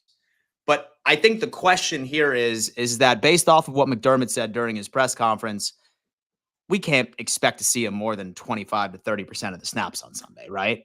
No. Or do you think we might see more? I think that's 30% is probably fair. Look at how many snaps MVS had as a decoy. I tweeted yesterday, 25 a game. 2 catches on, 140 total snaps or roughly whatever it is. And he can do that. Like there's no reason you can't give him those snaps to start with. The player's off the roster. So he has at least those snaps to inherit. You're not going to give any more snaps to Mac Hollins. He's already playing 65, 70% of the snaps. Keon's getting actually a full snap workload for the most part. So you're basically looking at 25 is about the floor, Dan. So I think it's around 35%, 25 to 35%, I think is fair. But just getting him in the offense and hopefully being able to be, I wouldn't assume that they're going to go any type of special coverage when Amari Cooper's in the game, especially having no idea how the Bills are going to use him. So he's not going to see anything special coverage-wise. He's going to be able to go out there and do what he needs to do. I think the first team that really starts the game plan against Amari Cooper might be the Dolphins, but they can't game plan against anything the Bills do, so what do we have to worry about there? And we'll see how Seattle attacks it. But he has 25 snaps, 30 snaps to run, probably in one-on-one coverage. I don't think they're going to do anything special. And they run a lot of cover one over there in Tennessee. So I think they'll see some man coverage, and his job's to beat a man in front of him, and that would be something I think you can trust him to do. And so do you still trust this normal lineup as far as Shakir, as far as Keon, as far as Mac Hollins, Curtis Samuel against this overall defense? I'm going to talk to Thomas on this one first. Still trusts our current roster. Yeah, you got Josh Allen. Yeah. I think that's kind of a number one. Josh Allen has done pretty darn well against most teams. He has his struggles, but he's playing really good football right now. I know the numbers they're not gaudy by any stretch, but the dude has 10 touchdowns, 0 interceptions. He's got just about 1,200 yards passing. That's in most years, that's pretty darn good. And at 4-2, he's doing this with one hand. So, and I think he's starting to get healthier. You're starting to see him be a little bit more comfortable. Yeah, like Kevin said, and I mentioned this before, Kev, you always respect the defense at the end of the day because it's the NFL and you just never really know. But you still are going to go against a Tennessee Titans team that's just not good. They're just not. And the one thing that baffles me is I don't know what the belief was going into this year because they spent a ton of money in Tennessee. I mean, they loaded up that roster. Hey, there was some weird miscalculation on Will Levis being a good quarterback because they put a ton of money into a bad team. Oh my God. They went off of 2 games where he played really well, and there are some of the advanced metrics that said they didn't even play that well in those two games to start his career. But this is the Will Levis I think you're expecting to see now, and it's not good. I think his first read percentage, meaning throwing to his first read, is somewhere in the 60 to 70% range, and his EPA on those first reads are negative 0.4. That's got to change for Will Levis. It's got to change. Josh Allen is the polar opposite. Never throws to his first read, actually. And has an EPA never throwing to his first of 0.4 positive. So it's just polar opposite styles. I mean, obviously Josh is where he is. He's top 2, top 3, whatever. I don't want to argue about it in the league. And you have a guy who's probably 30th and 31st, 32nd right now against a defense who is historically good against quarterbacks out of the top 15 per EPA. So I just don't know where the matchup is on their end. They would need a 4 or 5 turnover Josh Allen day on the road with the Bills defense still not playing good or something. I guess that's the combo to success. And they don't sack the quarterback at all. They have a -7 turnover differential, and they have 5 sacks on the year. I mean, they have as many sacks as like AJ Epinesa and Taron Johnson probably. I don't know, but it's not a lot. And so they still struggled right against Willis as well, who is also really they struggled against Willis. Yeah, they let him score 30 plus points, 400 total yards of offense. It wasn't good. And so it's solid too, because I mean, you're seeing just signs that with Allen, he's back as far as his confidence, as far as his health. He wasn't playing like somebody that was still trying to protect a potentially broken hand on Monday night. Yeah. So I really think that he's probably close about 90 to 95%. So this is the perfect time of the season. Start gaining this chemistry with this 4-game, at least from the surface area, an easy stretch moving forward. But big topic we got to talk about. Lucas Havrisik, my friend. Listen, I was a huge proponent for the thicker kicker that we ended up bringing in for a workout, but it sounds like this gentleman was the one that ended up winning the prize. He's the first kicker on the practice squad this year, which is certainly interesting. So we have a backup, but I think we need to talk about Tyler Bass. And Kev, I did like your tweet. So with the other day where you pointed out that all of the big names, or at least previous big names in the NFL, have been struggling kicking as of late. But I'll tell you what, man, listen, I have been having nightmares about Tyler Bass. I'm just looking forward right into January. And I'm not sure about you guys, but I am absolutely terrified down the road, particularly in the playoffs. If we need to rely on Tyler Bass to win a late game with a field goal 50, 40 yards out, I'm terrified. Back in the day, he used to be Bass-O-Matic. Now he is probably the biggest liability we have on this damn team. I kind of want to talk to Thomas here. And I want to say, should we continue to worry about Tyler Bass? And although that this guy we signed is statistically about the same as far as his consistency based off of last year with the Rams, thoughts on the kicking situation? Should I be losing sleep on this?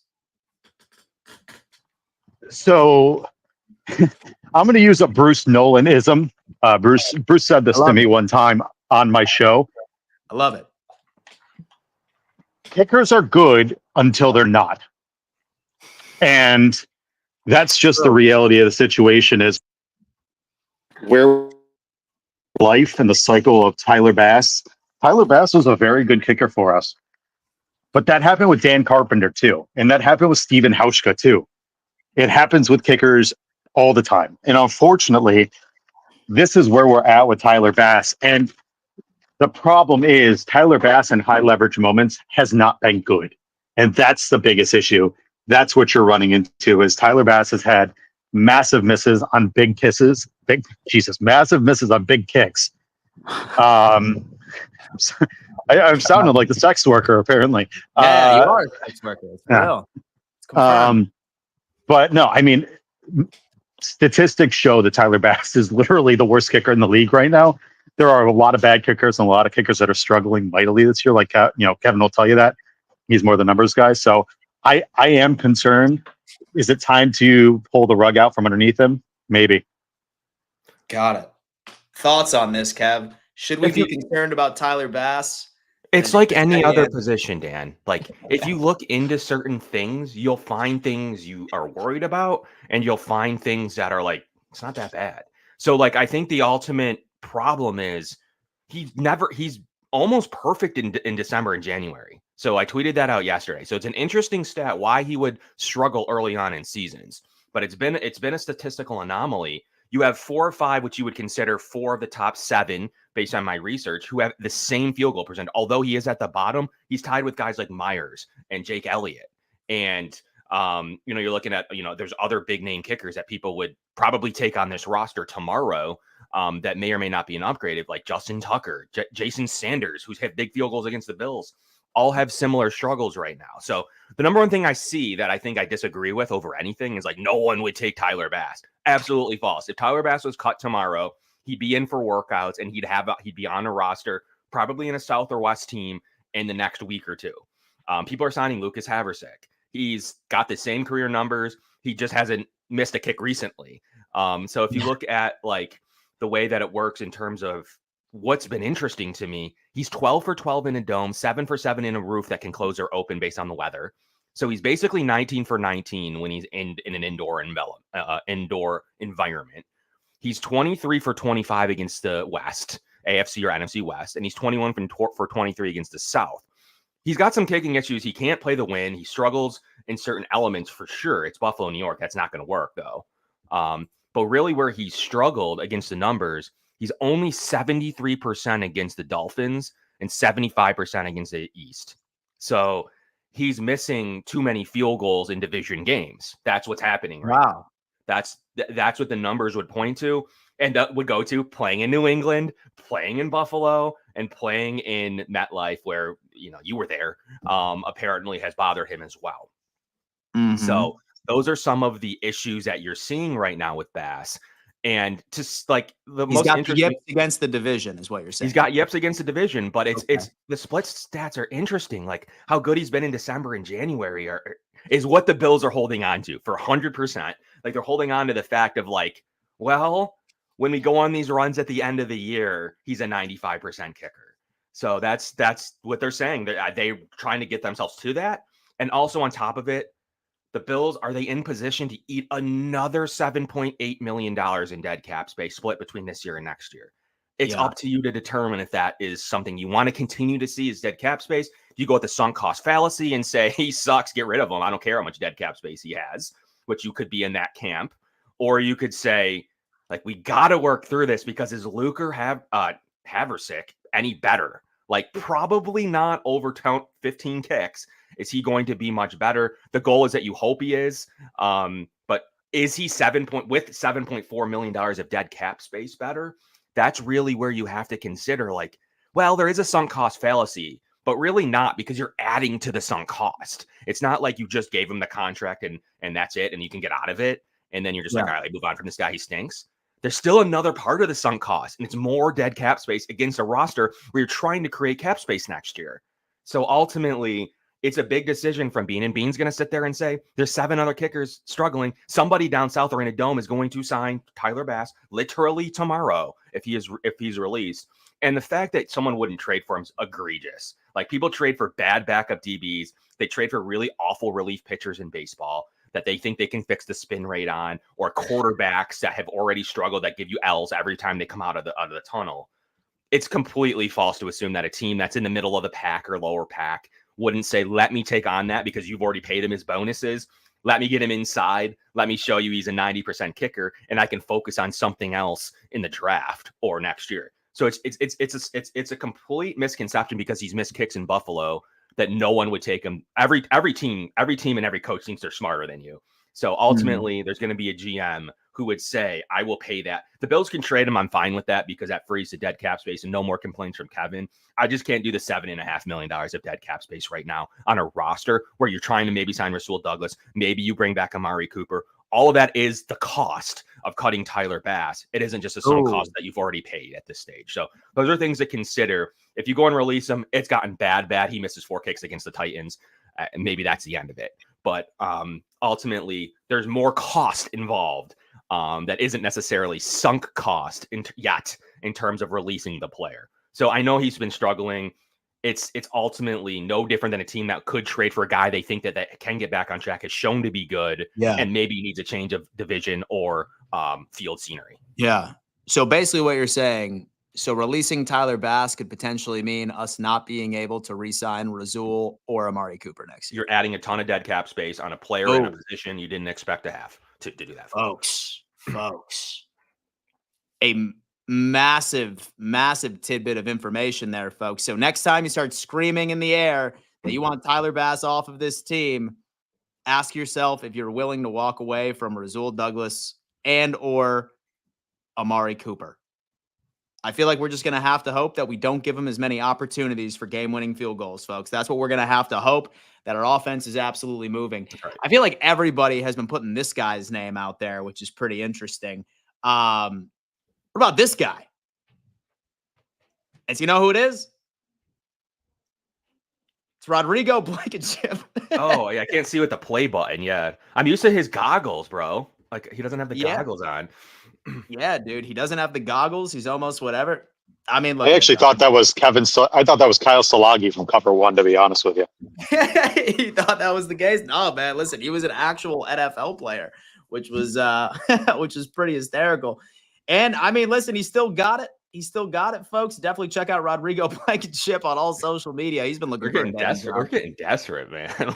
We're scraping the barrel of bro. Like, we're looking at TikTok kickers now. You know what I mean? Like, that's like how desperate Bills Mafia has been at this point.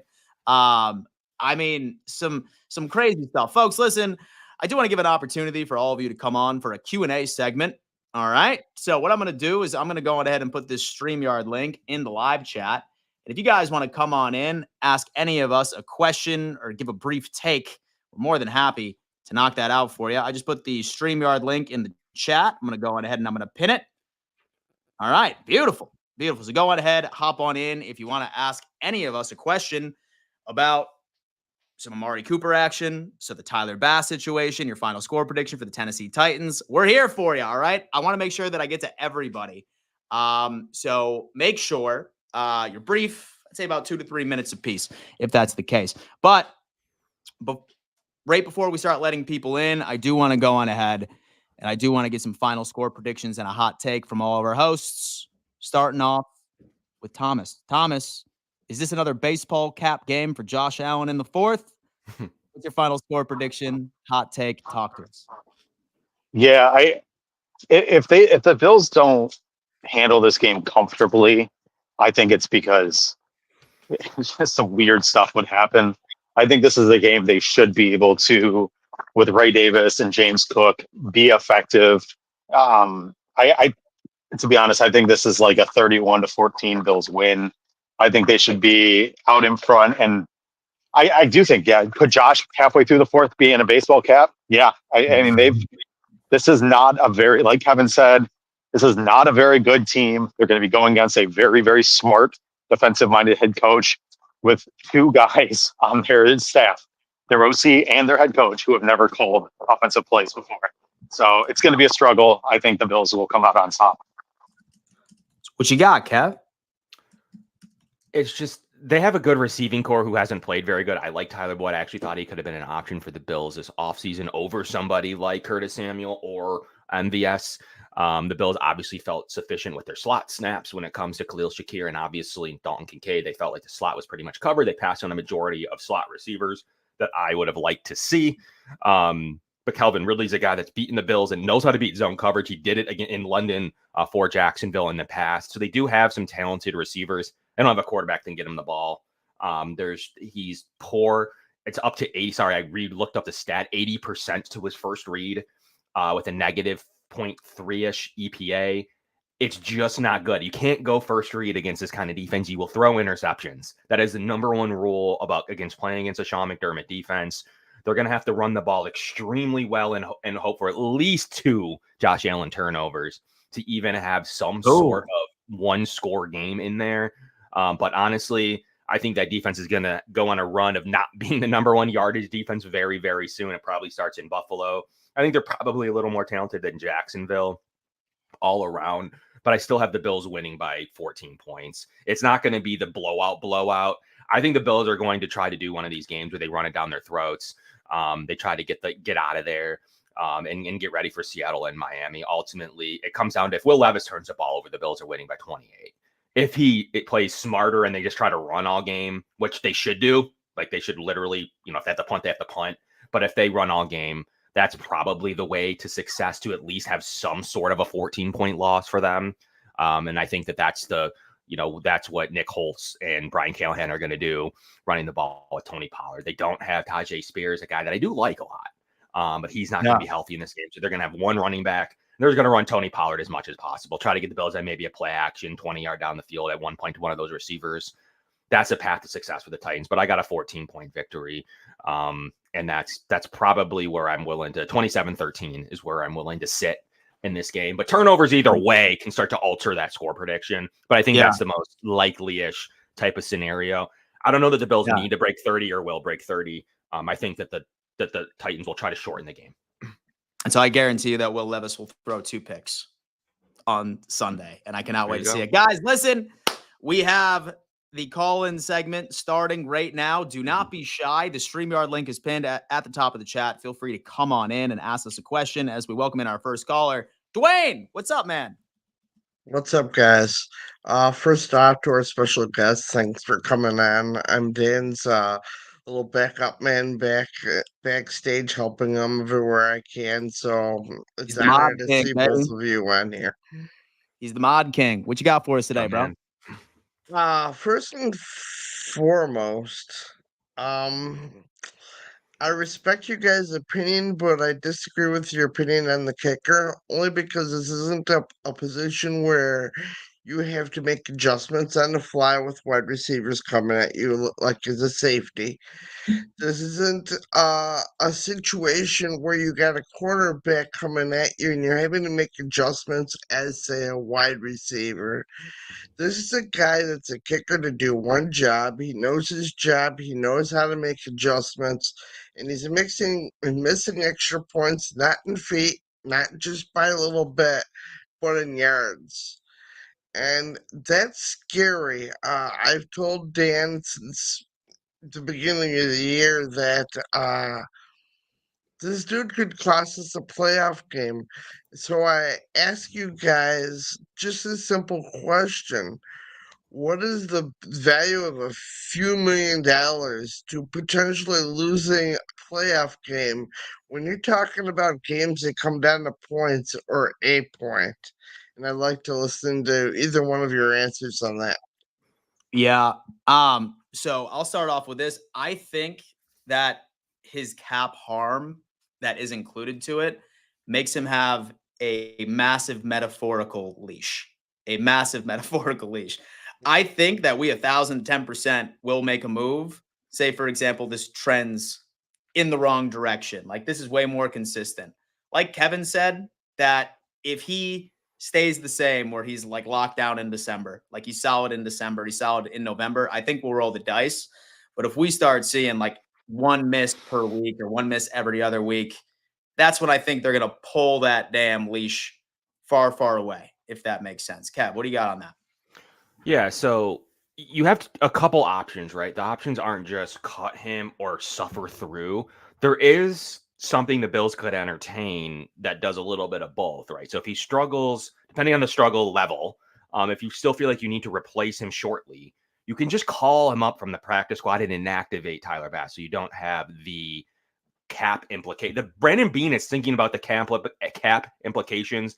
And I know everyone can, like I said, mention the sunk cost fallacy of continuing to play the player, but there is an additional cap implication on cutting him. So the Bills have to remember that, like, we can try to get through it for this year somehow and not have to suffer through some dead cap space that you would inherit here. So I think ultimately, like the number one thing that if anyone wants Tyler Bass gone, stop tweeting at me you can't trade him, because that's an issue of that's how you get rid of him. You trade him. So if you can trade him, the Bills are off the hook. He's at a guaranteed contract this year. Trade the player.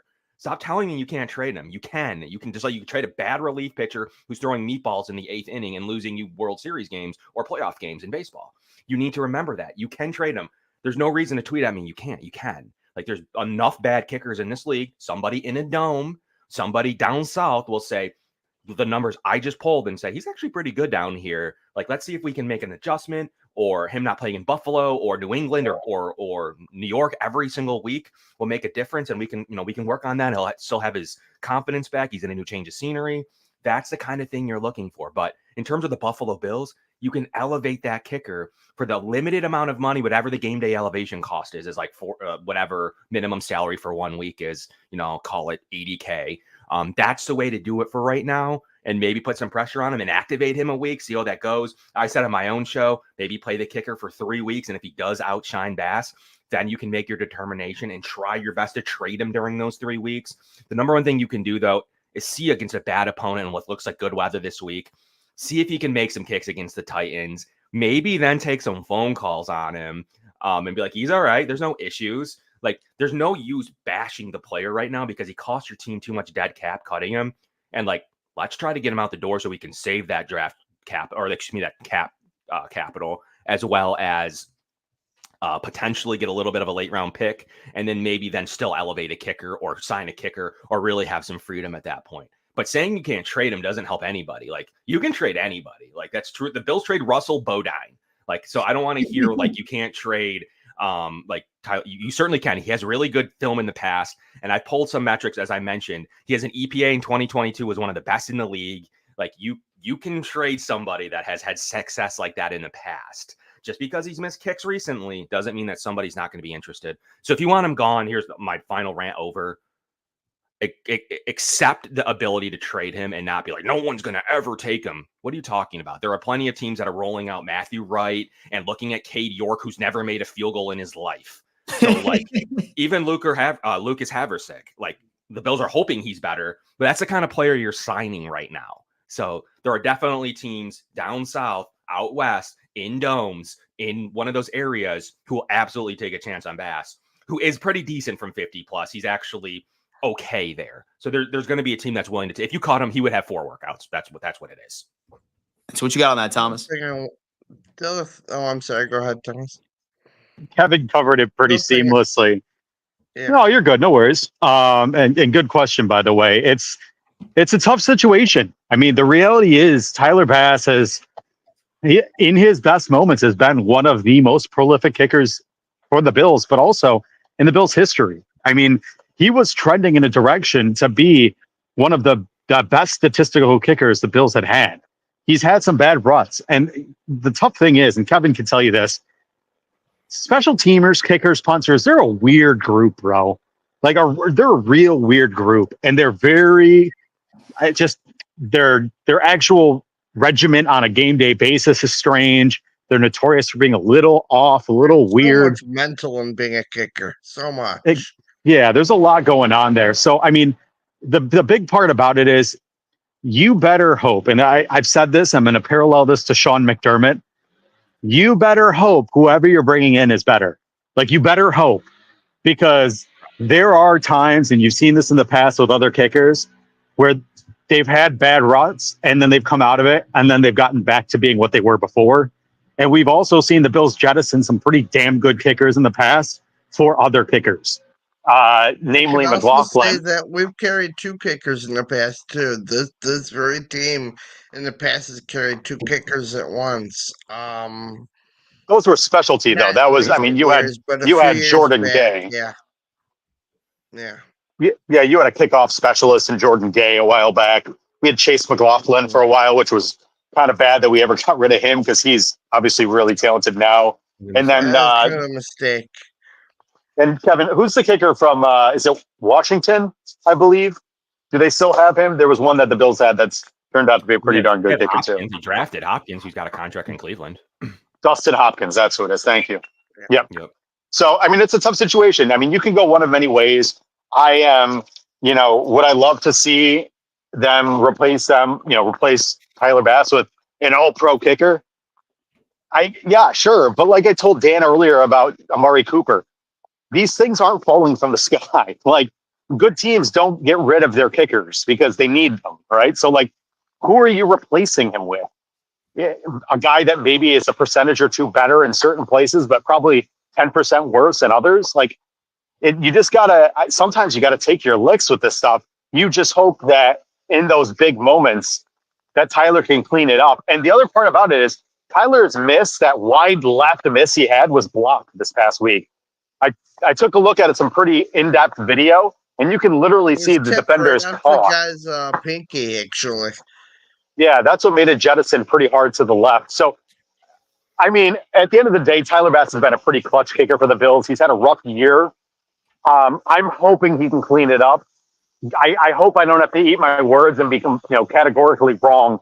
But like Kev said, you're making financial decisions with money that you don't have just yet on players that you might want to keep in the future. So you're kind of making multifaceted decisions, which are more emotional based right now, which will be a lot harder to face if you do it now and realize what the implications are later on. The other thing I just wanted to say was just make a comment, and then I'll let somebody else come on. Is what Amari Cooper brings is I'm sorry, what he brings basically is the fear factor. You put Amari right next to Shakir, even this next game, and have a gadget player like Samuel in the backfield. Everybody's going to be thinking left hand side of the field, for example, and then you're going to have people wide open on the other side of the field. We had huge route issues the last game where we were not playing the big field. We had wide receivers running right next to each other. I hope we clean that up, but I think Amari will help be a good teacher for some of these players. And I think he's just gonna bring the fear factor of, hey, do you really want to bump and run us now or play tight coverage now with Amari in the game? Do you really want to put all those people in the backs now? We're not as predictable because we did lean more towards the running game this year, and now we've regained that dynamic play style that has made this team so good in the past. And with that, again, thank you for our special guests. One here, one up there. Nope, the other way. And again, thank you very much. Peace. Thanks for coming on. We really appreciate seeing you, man. Thanks for the questions. Good questions for sure. I agree with you on Cooper too. Tell you what, man, we have a lot of shy people in here, man. And so I saw about like 3 or 4 people come in and then pop right back out, but that's all right. So we've been streaming a little bit, and I promise you that you guys will certainly feel a bit more prone to hop in during a more breaking news topic. I can assure you that. And the Tyler Bass conversation is great because there's so many sides of the coin that make that conversation better than arguing about, I don't know, some backup DB or something. Because there's a lot of sides to this. Like, there are plenty of people that just think they just cut the player. Like, they're like, I don't care. Like, just get rid of them. Like, it was really eye-opening to me that, like, people are over it. Like, they have no interest in him working through it. They don't care about the cap ramifications. It's like, just get rid of the player. So I think that what Beane's going through in his own decision processes, you mentioned it. Is it a situation to where, just like you saw with a former offensive lineman you traded to the Browns a little bit too early, could he go to a new environment and become a top 3 kicker? And on your dime is the biggest difference there, as compared to, at least you thought you got a 5th and a 6th round pick back. You was on a rookie contract, didn't really eat any salary when it came to Wyatt Teller. But ultimately, when you look at it from a perspective of what can you do with Tyler Bass on your roster, Beane's going to think long and hard about making sure that you're not having a $7 million dead cap space for him to be one of the best kickers in the league for the Atlanta Falcons or whomever, whomever comes forward, whether it's a kicker injury, well, it wouldn't be with Younghoe Koo, but it could be, another player going to a playoff roster down south or out west where a team feels very comfortable with his split stats. And he's been historically good in close situations. That's the other one before the Kansas City miss. So it's I think we're getting we like to argue and blame somebody, whether it's Ken Dorsey or Gabe Davis took a lot of the heat. Wow. Gabe Davis took a lot of the thrashing of the Bills offense at least over the last 2 years prior to this year. So it's he's almost the guy that we're just arguing and complaining about. He does need to make a kick or two more. The 147-yarder, you were there, Dan. Was it that bad on the field? It must have been. You don't see 4 missed field. That's not something you see. So I think what pissed people off was the extra point miss, but it was tipped to the line, right? Right. And so I feel like it was all just built up aggression. I have seen way worse misses from him, and I have seen way worse misses from other kickers across the league. I just feel like it's pent up frustration. And I also feel like a lot of people haven't forgiven him for that Kansas City Chiefs playoff game last year, which I'm not even entirely convinced that we would have won that game, even if he did make that kick during the playoffs. Our defense and AJ Klein couldn't stop a nosebleed all game. So, I mean, the only hope you had was they just stopped him back to back, but really had a third stop because they got an awful penalty on Dorian Williams to extend the drive. So in theory, you stopped in 3 first and 10 situations, 3 straight. But I agree with you. There was no way with the Dorian Williams, half-armed Tyrell Dodson, no need Rasul Douglas, Dane Jackson. It wasn't going to happen in that situation. I agree. They would have at least had a field goal attempt with 2 minutes with Patrick Mahomes. They would have at bare minimum had a field goal attempt there. Yeah. They lost the game by missing Shakir in the end zone. That's what happened by Chris Jones getting a good enough pass rush to push Deion Dawkins into Josh Allen to just miss Khalil Shakir wide open in the end zone. That's where they lost it. I think at that when Bass went out there, I was there. Everybody knew it. It was just kind of he makes it, great, we're gonna lose. He misses it, great, we're gonna lose. So I think that you almost had it, and then you had a chance. You still had timeouts to stop them and get the ball back. They didn't even stop them on a 1st and 10 situation, Dan. I don't think they were going to stop them from getting into field goal range. But that's beside the point. You can't really sit here and say we for sure wouldn't have stopped them. But they didn't on a 1st and 10 situation where they could have gotten the ball back and gotten into field goal range again. For sure. And folks, we do have one more caller backstage that we're going to let in, and then we're going to wrap up the show. But I do want to remind everybody that this is powered by BetUS. As you can see, we have the lines for the game, 9.5-point favorites, absolutely insane. And you can find these all in the BetUS Sportsbook. And when you do, make sure you use code YouTube150 for a 150% deposit match. And they're also matching 125% of your second and your third deposits by using that code by itself. Now you can actually end up betting on anytime touchdowns, some player prop parlays, divisional standings where the Buffalo Bills are currently sitting at -450 favorites to win the AFC East. Definitely go ahead and check out BetUS, matching 150% of your first deposit all the way up to $2,000. You don't want to miss it. As we let in our next caller, JTL, what up, man? Yo, can you guys hear me? Loud and clear, my friend. Yeah, we could definitely hear you, my friend. All right, cool. Because this is all new to me. I usually don't talk on these things. I'm usually just a typer or listener. Driving currently. Nice. And I'm delivering mail right now in New England, so how that goes. Yes, sir. I don't have a question. Sorry, go ahead. It's nothing, man. Just go ahead. Oh, my bad.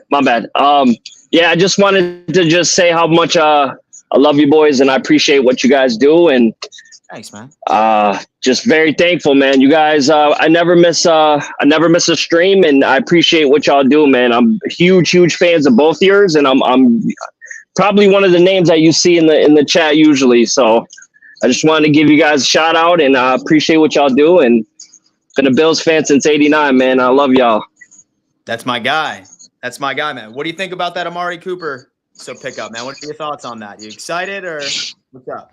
Yeah. I'm real excited, man. You know, we got some amazing talent right now. My dad, I'm a Bills fan because of him. He's been a fan since OJ, so good old days, you know. But he doesn't seem convinced yet. But I told him to trust the process. You know, I think we'll be all right. no. I think, Yeah.